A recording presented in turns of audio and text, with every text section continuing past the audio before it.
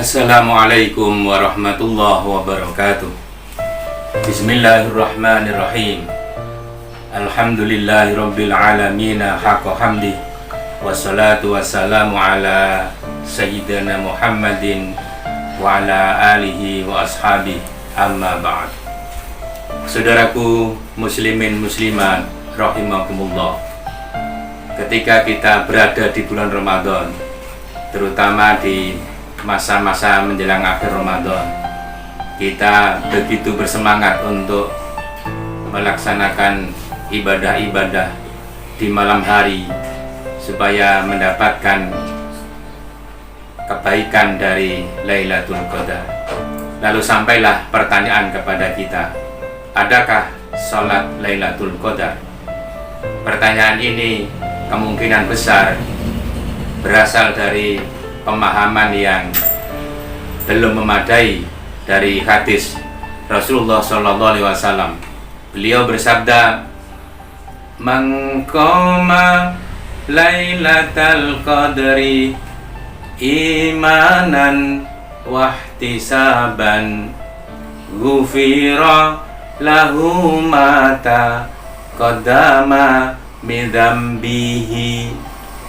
Artinya, siapa yang melaksanakan sholat pada malam Qadar, maka akan diampuni dosa-dosanya yang telah lalu. Hadis diriwayatkan oleh Imam Bukhari dan Imam Muslim. Sebenarnya hadis ini tidak menunjukkan bahwa ada sholat namanya sholat Lailatul Qadar, tetapi maksudnya adalah melaksanakan sholat yang sudah diajarkan pada malam di mana Lailatul Qadar itu tiba. Ditambah lagi dengan adanya pernyataan atau ungkapan dalam bahasa Arab yang agak panjang, yang biasanya juga dianggap sebagai hadis, yang artinya begini: barang siapa yang melaksanakan sholat Lailatul Qadar 2 rakaat, pada setiap rakaatnya membaca Al-Fatihah 1 kali, kemudian membaca Qul Huwallah 7 kali.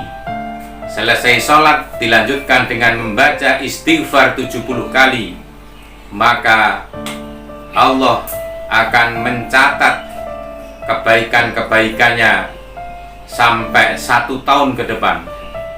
Allah mengampuni dosanya, dan Allah juga mengampuni dosa kedua orang tuanya.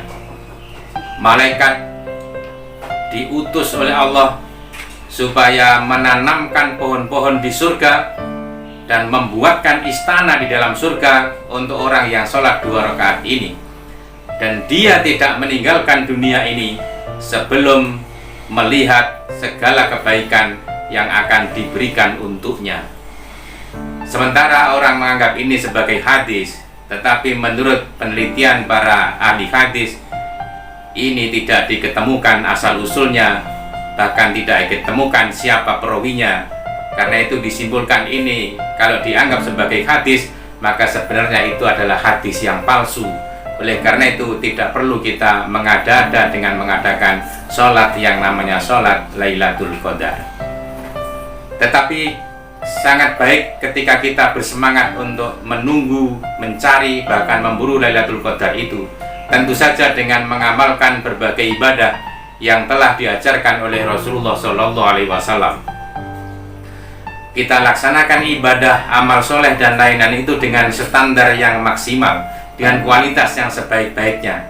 Misalnya yang pertama, karena menunggu Lailatul Qadar itu adalah malam hari, maka sholat yang bisa kita laksanakan, sholat fardu malam hari adalah sholat maghrib, sholat isya, kemudian sholat subuh kita laksanakan dengan berjamaah.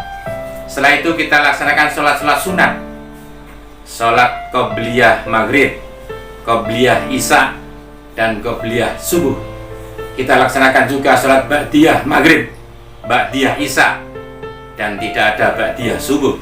Kita laksanakan juga sholat yang lain, misalnya sholat tahajud, sholat taraweh, sholat witir, sholat ba'dal wudu.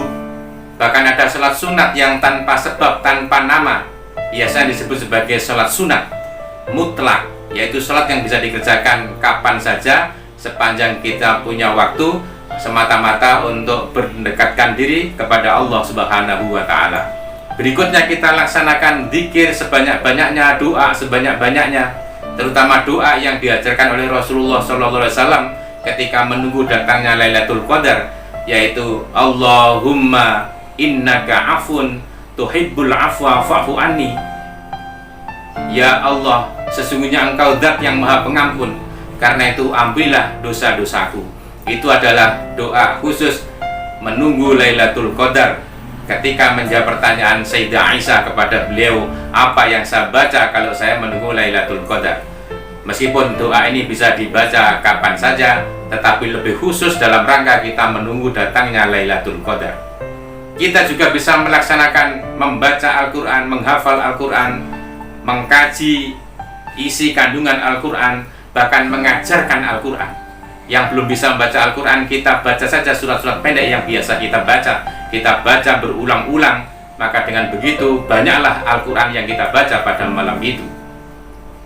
Kemudian kita juga melaksanakan ibadah di malam hari, misalnya bersedekah, berinfak, bisa juga membayar zakat.